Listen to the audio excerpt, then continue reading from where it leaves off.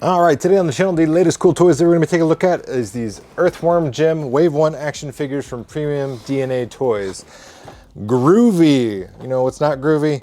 The packaging here. But that is a little bit to be expected because I ordered these all off of AliExpress. You can get them from other retailers, and I assure you the other retailers will take better care of them as far as their packaging and presentation.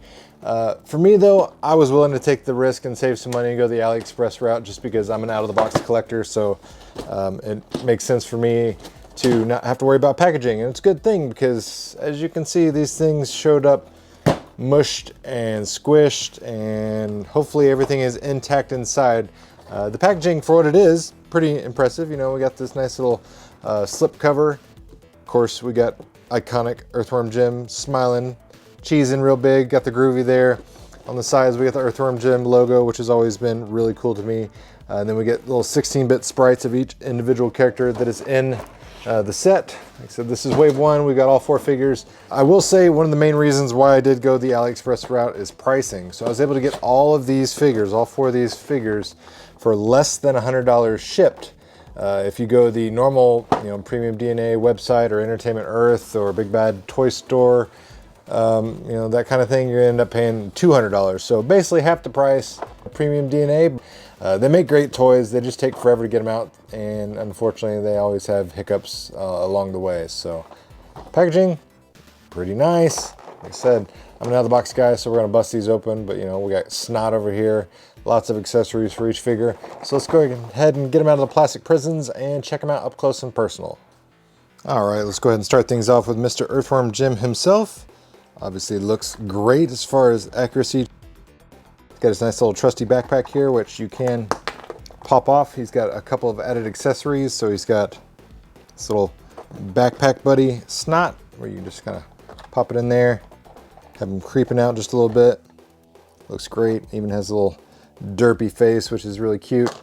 Then we have the longer version of snot accessory for the backpack.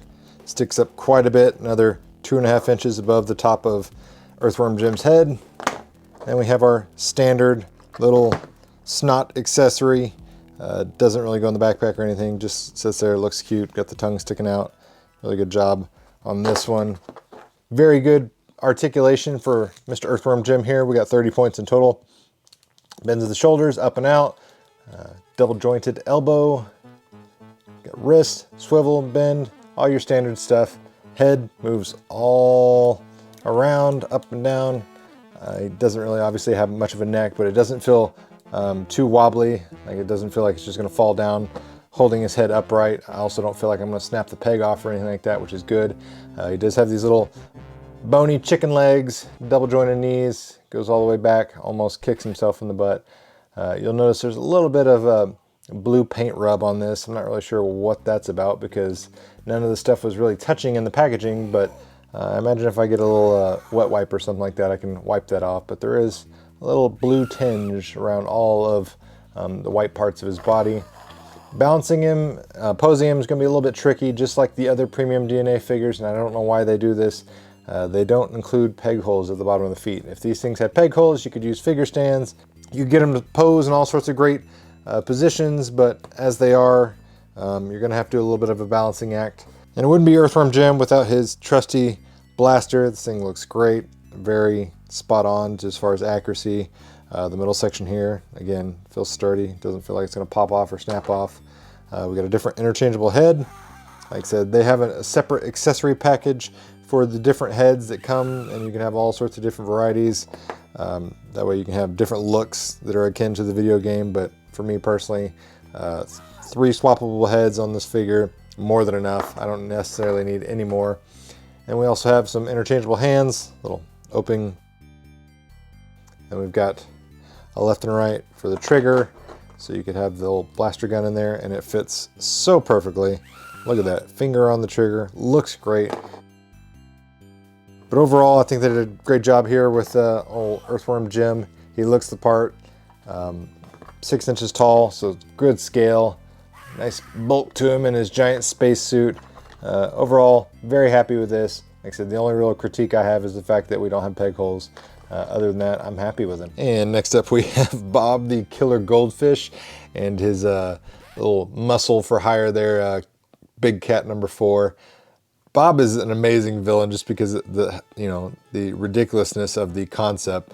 He comes with a little pedestal here, nice gold, 4-pointed. Put the fishbowl on there, throw Bob in there. Does have a little peg there in the middle, so you can actually put Bob on it.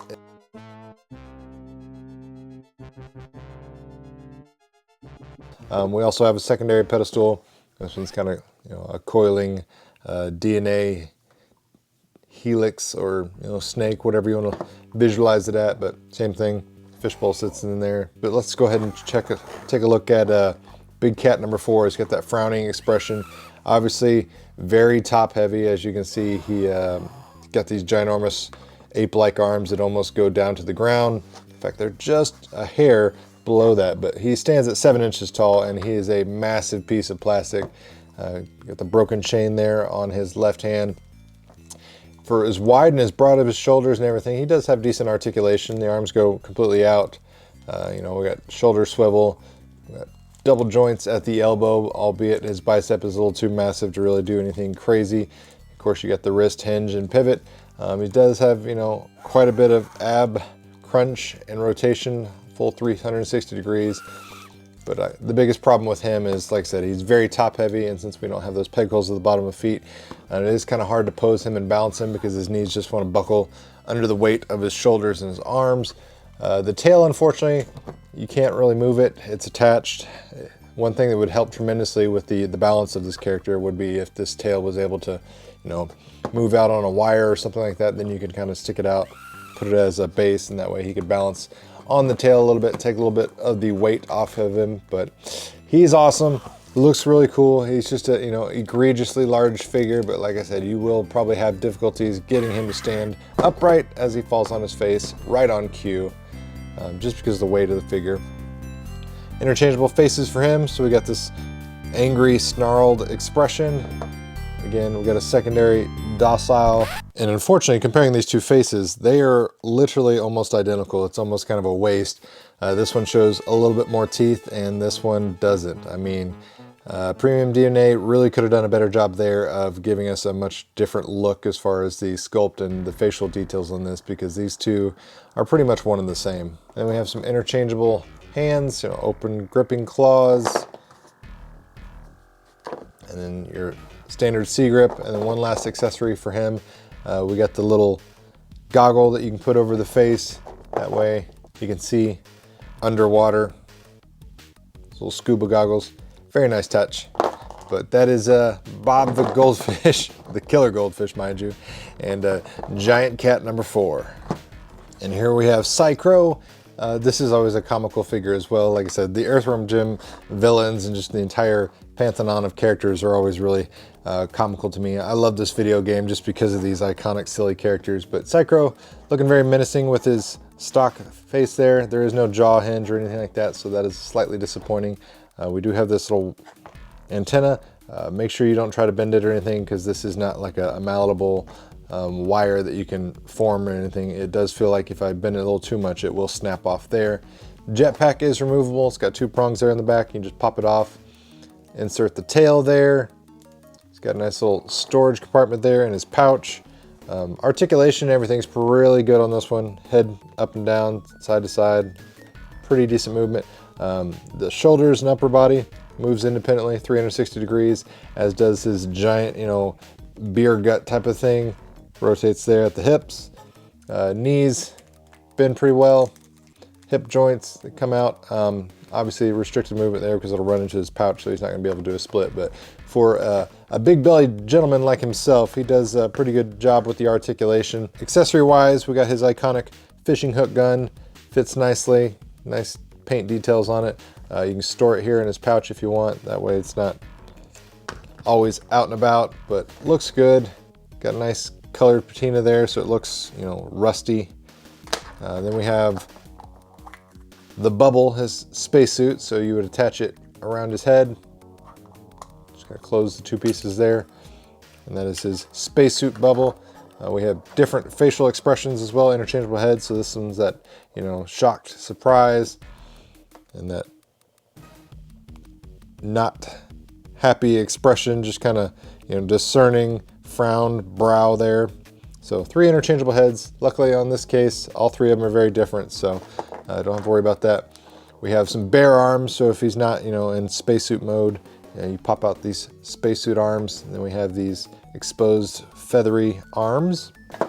Same thing with the tail. So spacesuit, obviously you got to protect that tail, make sure you don't have any oxygen leaks. Here's our standard tail, and as such we've got interchangeable hands for the spacesuit, just kind of the open grasping hands, and then his exposed hands, not spacesuit. We got trigger fingers, C-grip, and that is the Psychro. And finally, we have the most ridiculous of them all. We've got Professor Monkey for a head, the most on-the-nose naming ever.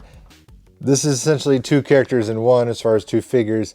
They both have peg holes on these interchangeable heads there. That way you can have him set up exactly as he should be, where he literally has the monkey attached to his head, and he's got a giant, you know, monkey coming out of the top of his head, so it makes him a giant, tall figure. But as it stands right now, I've just got him posed with this crazy facial expression. Great job on the details on this, and like I said, you can flip it upside down, and then you got the monkey head. They both share the same eyes, but they got different paint details separating the graft between the monkey on his head, and it's so ridiculous of a character. It's so silly, so absolutely just over the top as far as zaniness. And like I said, we do have the interchangeable face here. This one's just kind of the gritted teeth as opposed to the open wide mouth. Articulation on these guys is great. Like I said, 30 points of articulation. The monkey itself, decently sized figure, about 4 inches tall, but got Professor here looking dapper in his lab coat. Got the purple gauntlet, latex gloves on there. We've got a pointing finger as well as a, you know, clenched fist. Loads of accessories for these guys, of course. So we got 2 more C-gripping fists for the Professor, as well as another pointing finger and closed fist to match the opposites of the hand. Same thing for the monkey body. We got a left and right pointing finger. Then we have a left and right C-gripping hand. Nice paint details with the faux fur on the fist. And then of course, wouldn't be a Professor without all sorts of lab accessories. So we got this little pink bottle here, a couple of semi-translucent beakers, a big vial and a little vial with green liquid inside. And then one of the coolest things ever, the banana gun. This thing is this thing looks great. So 4 bananas here. They don't come out or anything, but as far as an accessory, this thing looks awesome. And of course, like I said, the ridiculousness of Professor Monkey for a head is about as good as it gets. At the end of the day, I'm very happy with this Wave 1 set from Premium DNA. I do hope we do get some more figures in the future. Unfortunately, things like Battletoad got canceled, so they call it Wave 1, but in reality, that's all the figures we're going to get. Hopefully, that is not the case with Earthworm Jim, because he's got a bunch of other characters that are really, really great that I would love to see in this kind of scale and detailed form. Only real criticism, drawback I see on this set of figures, like I said, is the loose joints and the kind of irritability of not having peg holes for the figures. It just makes, you know, displaying them and posing them a little more difficult than it really needs to be. But overall, I think they did a phenomenal job. Like I said, if you want to go the cheap route, I'll put links down in the video description box below for the AliExpress.